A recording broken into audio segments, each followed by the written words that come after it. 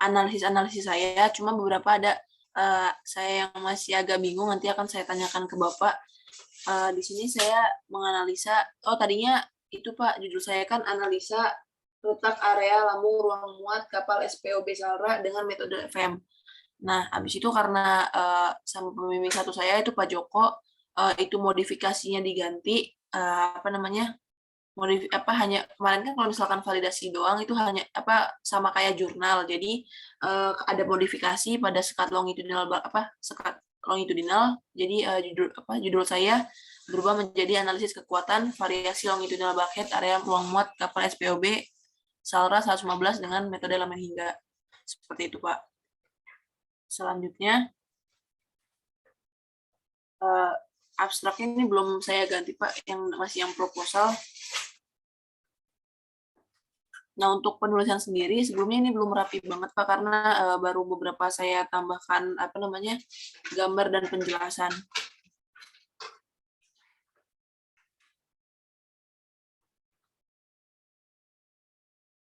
Saya cukup cukup banyak merubah draft skripsi ini Pak, karena sama yang proposal itu datanya juga beda, dan yang fokus yang mau di output yang mau diambil tadinya kan itu letak konstruksi kapal penumpang Pak. Jadi saya merubah agak banyak karena berubah objek saya menjadi kapal SPOB.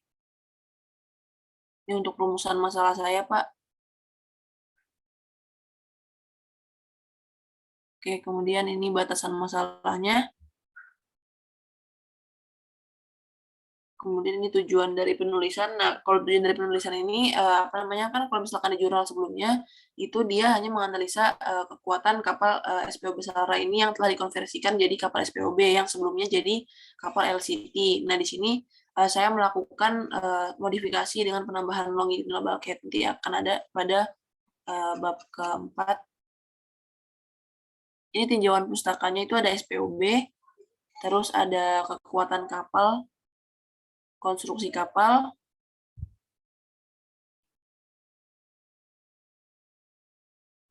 terus ada lambung kapal, beban pada struktur.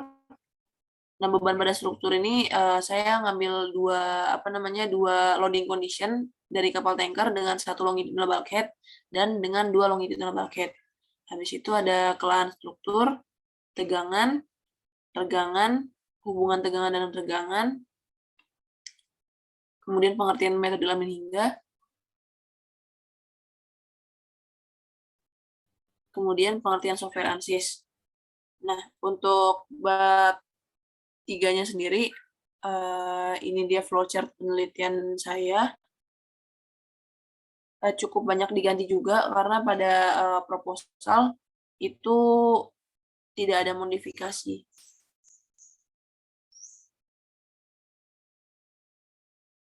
Oke, ini bab 4-nya Pak, hasil dan pembahasannya.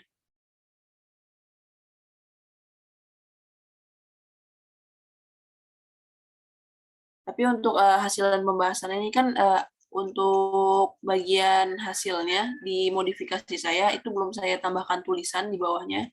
Untuk hasil penelitiannya baru gambar saja Pak, nanti akan saya tambahkan untuk seperti ini ya Pak penulisannya.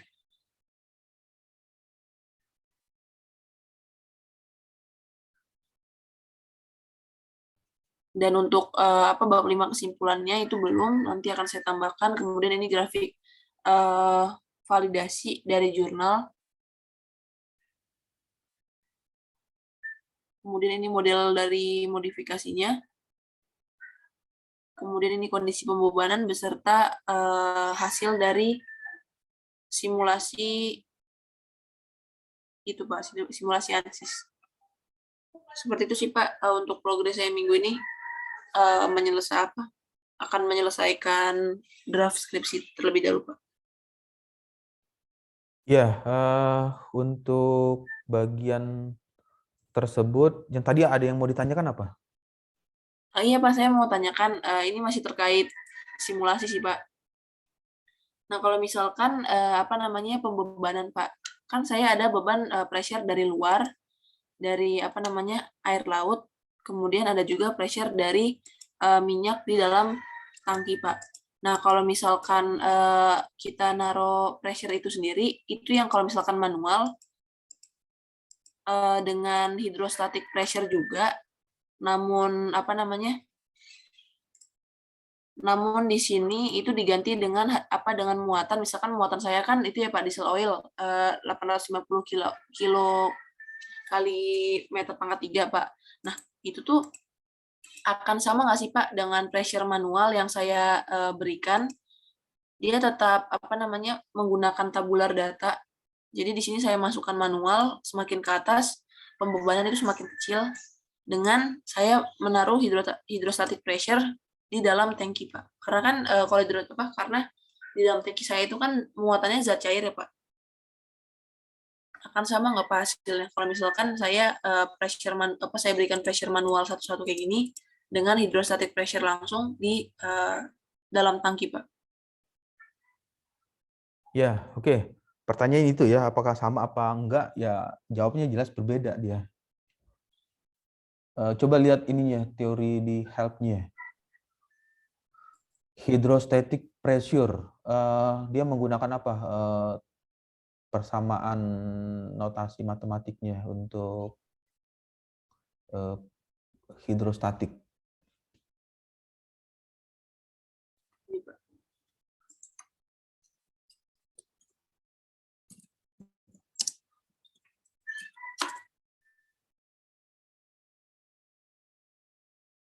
Ini Pak. Coba bisa didapatkan nggak persamaan ininya, persamaan equation-nya untuk hidrostatik? Persamaan equation itu bisa Pak, karena apa? Kalau misalkan saya lihat itu dia rho dikali apa namanya percepatan gravitasi terus dikali kedalaman itu Pak, kedalaman permukaannya Pak. Persamaannya itu dari ANSYS atau dari buku hidrodinamik? Dari rumus itu aja sih Pak, pressure aja sih Pak. Kalau misalkan dari Enggak, ansisnya, kalau misalkan saya cari belum ketemu Pak. iya, nyarinya itu dari ini, dari tools-nya ANSYS. Karena kalau misalnya buku kayak misalnya seperti buku mekanika fluida atau buku apa hidrodinamik ya, itu analitik masuknya. Dia penjelasan secara analitik. Nah, karena ini softwarenya ini ke numerik. Nah, umumnya di numerik itu ada sudah merubah model matematiknya itu ke dalam persamaan yang lain. Nah, kita yang perlu kita tahu itu adalah software ini ngitungnya seperti apa, mendefine hydrostatic pressure-nya. Baik Pak. Nanti kalau misalnya sudah dapat model persamaan hidrostatic pressure yang di-generate oleh ANSYS, dia ngitungnya pakai apa nih? Nah, itu baru nanti bisa diketahui seperti itu. Nilai-nilai apa yang diinputkan, nilai-nilai apa yang dimasukkan, lalu dari nilai tersebut kita bisa tahu perbandingan yang tadi, perhitungan dengan kondisi batas hydrostatic pressure dengan kondisi batas tadi menggunakan apa? Manual ya, yang Iya cara Pak. manual tadi. Oke, baik. Berarti saya cari dulu rumusnya ya Pak ya. Iya, Kalau misalkan dari dicari Bapak dulu sendiri untuk equation-nya, menyarankannya, dicari dulu persamaannya di apa di ANSYS ini. Eh, ANSYS ini kan pakainya kan menggunakan ini apa model matematik ya, model persamaan diferensial, ada persamaan integral yang dibahasakan ke dalam bahasa komputasi, ke bahasa tools-nya ini. Nanti yang perlu dilihat itu ya dia ngitungnya pakai apa tuh rumusnya si software ini. Baik, Pak. sudah mendapatkan persamaan itu, sehingga bisa dilihat secara perlahan algoritma software itu seperti ini. Nah, nanti kalau bisa dapat itu, kita bisa perkirakan post processingnya atau hasil akhir yang keluar berupa kontur warna-warni itu, yang menghitungnya menggunakan ini, menggunakan rumus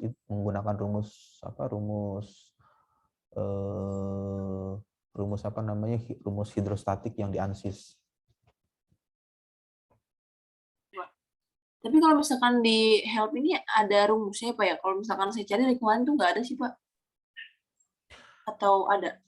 Ada rumus, misalnya coba di ANSYS ini ketik kata TKE, coba turbulent kinetic energy. TKE langsung atau gimana Pak? Kenapa? Enggak, jangan TKL. disingkat TKE, Oh, dia nggak keluar. Ketik aja turbulence, turbulence, turbulence, nggak pakai turbulence ya, coba di enter.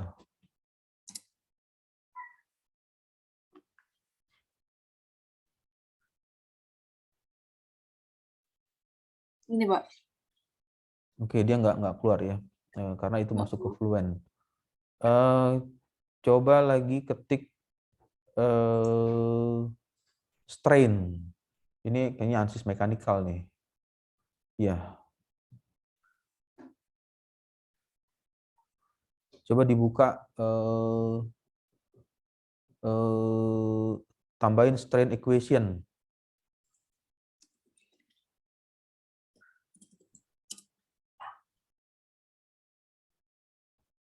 Nah, ini coba dilihat dibuka. Salah satu aja. Yang ini tadi ada strain Oh, by equation. Nah, ini persamaan ini. iya iya Pak. Ya ini. Berarti si software itu ngitungnya pakai ini. Misalnya coba ya. Fatigue stress life versus strain life. Jadi perbedaan antara apa? Misalnya yang mana tadi? Ini Pak. Nah, ini fatigue stress life, umur fatigue dengan strain life. Model yang dia hitung ketika melakukan simulasi, kan nanti kan ada menentukan kondisi batas dan lain sebagainya, ngitungnya pakai persamaan ini softwarenya. Oke, baik Pak. Nah, itu kan terlihat di mana where sigma segitiga epsilon per 2 total strain amplitude, sigma itu 2 kali stress amplitude, ada nilai modulus of elasticity dan seterusnya. Oke, baik Pak. Di bagian ini yang tadi hydrostatic pressure, softwarenya menghitung pakai apa itu untuk mendefine tekanan hidrostatiknya. Oke, baik Pak. Nanti akan saya cari terlebih dulu Pak untuk apa namanya? Ya, nanti coba dicari dulu itunya yang tadi. Nanti setelah dapat model equation-nya, persamaannya, baru nanti kita coba perlahan lihat teorinya itu. Dia menghitung apa, menggunakan persamaan apa. Dari teori itu bisa di screening atau diperkirakan hasilnya gimana. Untuk grafik, coba lihat grafiknya. Nah, ini grafik juga harus kasih keterangan ya. Ini kan masih grafik polos. Grafik polos ya artinya. Iya Pak. Nanti akan Nol diberi satu, keterangan di bawahnya ya Pak. iya ada keterangan 0, 1, 2, 3, 4, 5 itu menjelaskan apa untuk aksis X-nya. Oh iya Pak. Ini tadi saya masih Kemudian, baru dari itu sih Pak, baru dari kenapa? Excel jadi ini baru dari Excel jadi belum saya ganti tadinya semua saya ganti ke yang bawahnya ada langsung ada itu Pak pengertiannya. Iya, itu ditambahkan itunya keterangan grafiknya. Baik Pak. 0, 1, 2, 3, 4, 5, kemudian 0,00 berapa itu? eksponen ya, eksponen pangkat 0 Iya, Pak. sampai 1,6 dikali 10 pangkat 6. Itu menjelaskan apa? Baik, Pak. Grafik ini, aksis Y-nya, Y vertikalnya. Pak, kan output saya nantinya itu kan Pak, apa namanya, dari sekat longitudinal satu sekat seperti ini Pak. Sebentar Pak. Nah, dari satu sekat seperti ini dimodifikasi menjadi dua sekat longitudinal seperti ini Pak. Nah, kalau misalkan apa namanya, untuk hipotesis perkapalan biasanya itu Pak, kalau misalkan sekat dengan dua sekat itu akan lebih bagus kekuatannya. Nah, berarti kalau misalkan untuk output saya berarti harusnya tegangan maksimal dari yang dua sekat ini harusnya lebih kecil dari yang model pertama ya Pak, atau dan deformasinya atau bagaimana Pak? Sekat itu apa? Pembatas ya. Nah, ini iya Pak, penguatan memanjang Pak. Dan Oke, ini berarti penguatan kalau melebar. pembatas berarti pembatasnya materialnya apa? Materialnya struktural steel Pak, baja grade Apa? A. Eh, Struktural steel. oh, dari baja steel. Iya, baja baja grade A Pak. Kalau misalkan di Ya. perkapalan. Berarti kalau misal skat 2 itu artinya skatnya di double, di Iya Pak. apa? Dilapisin Di dua dua lapisan. biasanya kan sekat apa namanya, kalau yang pertama tadi sekat memanjang hanya di sini Pak. Nah, namun Ya. saya modifikasi menjadi dua sekat di sini Pak. Jadi dia menjadi tiga tangki yang tadinya dua tangki. Tapi dengan lebar dan panjang yang sama Pak. Oke, berarti eh, ditambah ya. Nah, Iya kalau Pak. misalnya skatnya ditambah ya jelas berpengaruh terhadap ini kekuatan apa kemampuan dari material tersebut semakin kuat. Iya Pak. Berarti kalau misalkan di situ seharusnya tegangan maksimalnya lebih kecil atau bagaimana Pak? Seharusnya. Untuk tegangannya itu oh enggak, dia nggak bisa lebih kecil enggak itunya karena eh, tegangan itu kan ditimbulkan oleh force-nya. Force-nya berapa gaya yang dimasukkan? Gaya yang dimasukkan angkanya Pak atau bagaimana Pak? Ini Pak gaya yang dimasukkan Pak. Ya, jadi begini alurnya ya, alur mikirnya. Tegangan itu kan ada tegangan ya. Nah, Iya Pak. tegangan itu akan semakin besar jika gaya yang diberikan semakin besar. Oke baik Pak. Kalau misalnya gayanya kecil, maka tegangannya akan kecil juga. Lalu jadi pertanyaan tadi, kalau misalnya lapisannya dipertebal, apakah tegangannya berkurang? Ya, lihat dulu sumber gayanya. Kalau gayanya ditingkatkan juga atau ditambah, ya materialnya semakin tegang, semakin apa besar menerima stresnya atau regangan strainnya. Tapi kalau misalnya gayanya diturunkan atau bebannya dikecilkan, ya materialnya juga menerima tegangannya juga akan menjadi berkurang. Oke baik Pak. Dan untuk Ya, deformasi berlaku sama ya Pak? deformasi juga sama. Eh, Tergantung beban yang Poin diberikan. pentingnya itu material akan menerima tegangan, regangan, deformasi dan lain sebagainya jika ada gaya yang bekerja dari luar. Oke baik Pak. Kalau nggak ada gaya yang bekerja dari luar, artinya gaya yang menekan apa atau memberikan force terhadap materialnya, ya materialnya ya normal-normal aja, nggak ada apa tekanan dari luar, jadi nggak akan terjadi deformasi, nggak akan terjadi apa tadi strain dan apa regangan, tegangan, von Mises itu nggak keluar dia. Baik Pak. Ya sama seperti karet gelang, ya kalau karet gelangnya diletakkan di atas meja, didiamkan aja, ya melingkar aja karetnya, berupa lingkaran saja. Tapi kalau misalnya ada gaya yang bekerja, misalnya gaya yang menarik ya, karet tersebut ditarik dengan tangan kiri dengan tangan kanan, ya baru mengalami perubahan. karetnya melar, deformasinya, defleksinya, terus karetnya ada apa meregang atau strain, regangan atau von Mises dari karet tersebut. Sama halnya juga dengan ini, dengan material ini. Oke, baik, Pak.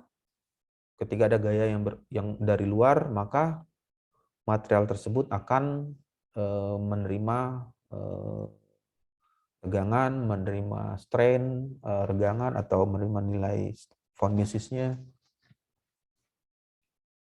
Baik, Pak. Oh iya, Pak, untuk membaca ini kan saya mencari ekuivalen elastic strain juga ya, Pak. Nah, ini kan unitnya meter per meter. Nah, itu tuh berarti saya cara bacanya gimana, Pak, untuk grafik strain ini, Pak? Meter, Ini kan bisa diganti juga sih, Pak, oke, ini sentimeter. M to M ya, Iya, Pak. mm per M, meter per meter, equivalent elastis static, ini apa? Strain ya, Iya, type-nya Pak. itu oke. Misalnya ininya berapa ini? Terbacanya berapa? Salah satu aja, 0, dibesarin, bisa nggak dibesarin? Sebentar, Pak. Ini kondisi ini.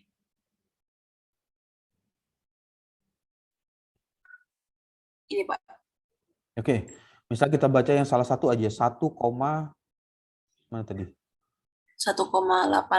Oke, 1,8125. ini aja yang 0,0001219 ada ya?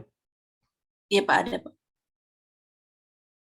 0,0,00000, kosongnya ada 3, 12, 19. Iya, Pak. Elastic strain. Strain itu apa? Regangan. Meregang ya? Iya, Pak, regangan, Pak. Hah? Iya, Pak, meregang. Meregang. Regangan. Regangan. Nah, elastik berarti elastisitas dari regangannya. Nilainya 0,001219. Nah, jadi pada saat dia menerima gaya di kondisi batas, di boundary condition, kelihatan nggak di outline-nya? Misalnya digeser. Bukan di outline sebelah kiri. Ini, Pak. Ya, nah ini kan outline nih. Nah, coba dimasukkan apa kondisi batasnya? Bukan, naiknya ke atas. Ini, Pak. Terus coba scroll ke atas di outline-nya.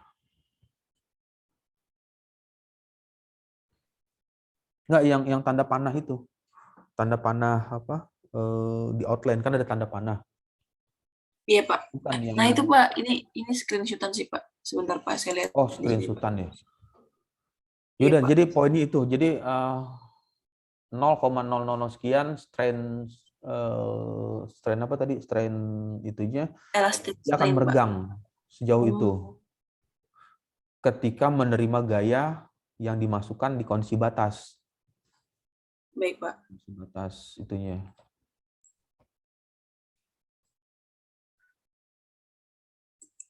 Ini, Pak. Berarti akan meregang sejauh 0,00011219 pada warna ini ya, Pak.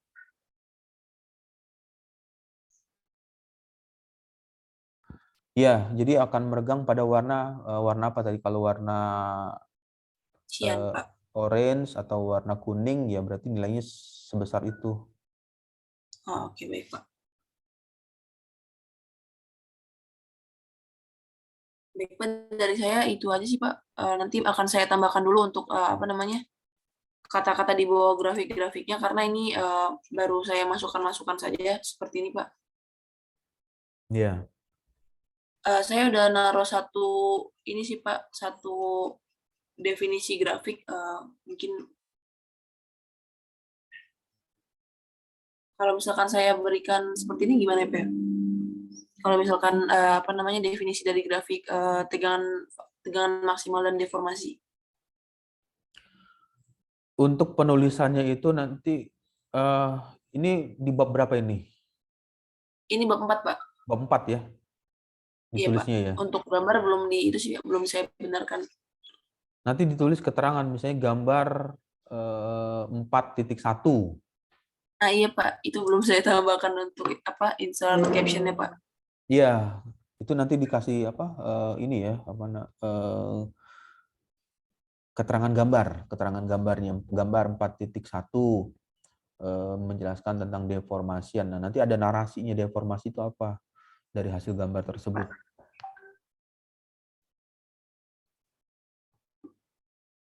Baik, Pak, untuk narasi seperti ini sudah bagus atau belum Pak?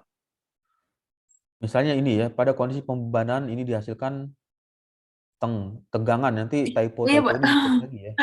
ini apa Karena sih typo Pak? iya, ya tadi ada yang kalau melihat apa poin penilaian dari itunya bisa memberikan penilaian apa tingkat apa namanya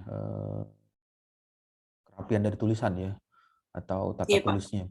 Pada kondisi pembebanan ini dihasilkan tegangan maksimum von Mises. Von Mises itu bahasa asing, nanti cetak miring sebesar 4,6128 kali 10⁻7 PA Pascal dan total deformasi sebesar 0,87.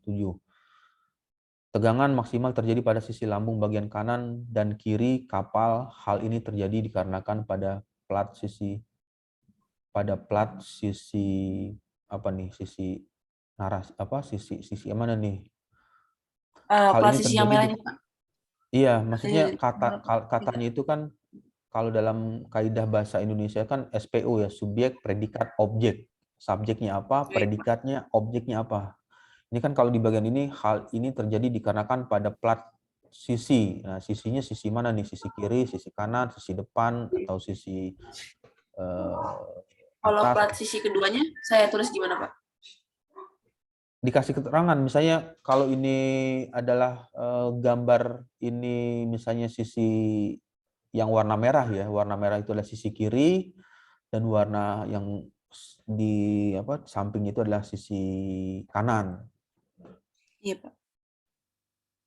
Hal ini terjadi dikarenakan pada plat sisi adalah plat yang berbenturan langsung dengan ombak air laut dan karena muatan yang diangkut dalam bentuk zat cair berupa minyak tentunya akan mengalami pergerakan di sisi lambung kapal.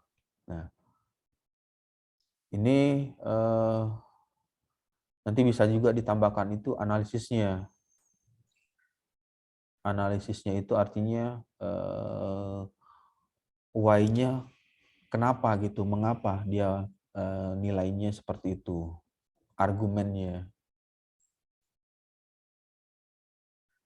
Oke baik Pak. Berarti kenapa dia nilainya sebesar ini gitu ya Pak? Kalau Nah, untuk why-nya, kenapanya. kalau untuk why-nya tadi jawaban yang di bawah ini masih kurang ya Pak? Hal ini terjadi dikarenakan pada plat sisi adalah plat Hal ini terjadi dikarenakan pada plat sisi adalah plat yang berbenturan langsung dengan ombak air laut dan karena muatan yang diangkut dalam bentuk zat cair berupa minyak tentunya akan mengalami pergerakan di sisi lambung kapal. Ya, ini udah sedikit masuk ya ke itunya kenapanya. Nah, nanti supaya lebih detail ya bisa dieksplor lagi di bagian Baik Pak. penjelasannya kenapanya. Baik Pak. Sama satu lagi sih Pak, kalau untuk metode penelitian ini, kalau yang punya saya, ini kira-kira ada tambahan atau enggak Pak? Ini coba lihat untuk metode penelitian ya. Iya Pak. Mulai studi literatur, pengumpulan data, ukuran utama, data konstruksi. Yang menjadi pertanyaan ya, ini flowchart-nya itu yang simbol pengumpulan data dengan pemodelan struktur itu kenapa dia berbeda ininya kotaknya? Karena kalau misalkan pengumpulan data itu komputasi atau apa gimana? Saya kurang itu sih Pak kemarin Ya, kurang coba mengulik. dilihat Oh, lagi, dicek lagi iya di Pak. kaidah ini ya untuk flowchart. ketik aja di Google simbol flowchart, arti simbol flowchart. Nanti ada keterangan, misalnya untuk yang persegi panjang dengan yang belah ketupat, lalu dengan yang elips ya, telengkungan bagian atas itu memberikan artinya apa. Nah, itu yang nanti dituliskan. Digunakan di bagian ini. Baik, Pak. Terus selanjutnya pemodelan struktur menggunakan ini ya, space claim ya, ditulisnya gambarnya apa 2D ya, apa 3 dimensi kemarin 3 gambarnya. dimensi, Pak. Langsung 3D ya. Simulasi finite element metode elemen hingga. Teorinya sudah ditambahkan belum untuk teori FEM-nya? Teori family bagaimana ya, Pak? Kenapa? Saya cuma apa untuk di itu Di teori finite element. untuk di tinjauan pustakanya saya hanya menuliskan ini saja sih, Pak, untuk pengertiannya saja. Metode elemen hingga. Terus coba di scroll lagi ke bawah. Ya, ini penjelasan umum ya. Iya, Pak. Nah, Untuk teorinya ya bagaimana, Pak? coba masuk ke ini, atau kalau misalnya nanti saya kirim itu apa, e-booknya, e-book mengenai finite element, metode elemen hingga. Jadi bagaimana metode elemen hingga itu menghitung nilai-nilai yang tadi keluar von Mises, terus nilai strain, regangan. Nah, di finite element ini dia membagi objek tersebut menjadi discrete, terbagi-bagi. Jadi ada mesh-nya itu nanti ada mesh yang berbentuk segitiga, ada yang mesh yang berbentuk segi empat, ada yang quad dan lain sebagainya. Nah, pembagian-pembagian itu yang diasumsikan sebagai elemen-elemen kecil, elemen-elemen yang saling terhubung, kontinu, sehingga ketika ada gaya yang bekerja pada material tersebut, maka elemen-elemen ini akan melakukan hitungan elemen 1, elemen kedua, iterasi 1, iterasi 2, 3, 4, 5, dan seterusnya, sampai mencapai nilai konvergen. Oke, baik. Berarti ntar saya tambahkan teori dari si FEM ini ya, Pak? Iya, tambahkan dari teori FEM-nya. Oke, baik, Pak. Dari saya itu aja sih, Pak, cukup.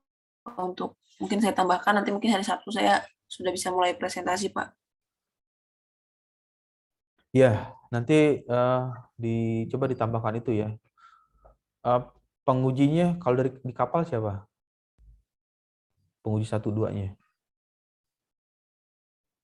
Penguji satunya Untuk Pak Joko. Nanti. keduanya? Keduanya Bapak. Hah? Pengujinya atau Bukannya pembimbing, Pak? pengujinya. Oh, penguji, maaf. Kalau penguji itu Bu Wiwin, Pak Joko, dan kalau misalkan pas Sempro kemarin itu Pak Amir, Pak. Oke. Ya, nanti bisa ini ya. Tapi kalau saya membaca dari komposisi penguji nggak terlalu detail untuk numeriknya. Tapi ya nggak apa-apa kalau mau dimasukkan teori finite element. Baik, Pak. Oh iya, Pak. Untuk besok kan itu pengumpulan terakhir skripsi ya, Pak, untuk ke Bu Wiwinnya. Nah, untuk lembar pengesahan pembimbing kira-kira gimana, Pak? Untuk lembar Lembar pengesahan nanti ini aja biar lebih mudah, efektifnya itu kirim aja di WA, di WhatsApp, kemudian dituliskan diskusi bimbingan yang dilakukan tiap minggu apa aja, yang minggu kemarin membahas apa, minggu selanjutnya membahas tentang apa. Nanti setelah itu dituliskan, nanti saya tanda tangan digital menggunakan digital pen. Oke, baik, Pak. Pak, tapi kalau misalkan untuk Dikjar kemarin ada aturan itu tanda tangan basah, benar atau tidak ya, Pak? Saya agak kurang paham juga sih. Katanya harus Kalau tanda tangan itu basah. ya memang ada aturan seperti itu, tapi kalau bisa dengan digital nggak apa-apa. Oke, baik, Pak. Ntar Yang Berarti penting setelah ini poinnya saya adalah kirim. kalau misalnya tanda tangan digital itu ada jejak digitalnya. Jejak digital itu artinya misalnya pernah komunikasi dengan pembimbing satu, pembimbing keduanya, pernah diskusi mengenai ininya. Jadi ada jejak digitalnya. Tapi kalau misalnya nggak ada jejak digital, tiba-tiba ada tanda tangan, nah itu yang menjadi problem juga di bagian tanda tangannya. Tapi kalau ada jejak digital sih nggak masalah. Oke, baik Pak. Kalau gitu Pak. Sebelumnya terima kasih banyak ya Pak. Ya, oke. Nanti dilanjutkan aja untuk teorinya. Terus yang tadi grafik-grafik dilengkapi di eh, ini di apa Diberikan. di ya grafiknya dikasih keterangan dan lain sebagainya sehingga penyajiannya itu menjadi lebih detail ya untuk grafik-grafik yang ditampilkan. Oke, baik Pak. Oke, ada lagi? Kalau nggak ada, mungkin bisa ditutup untuk presentasinya. Oke, dari saya cukup. Wassalamualaikum warahmatullahi wabarakatuh. Terima kasih banyak Pak. Ya,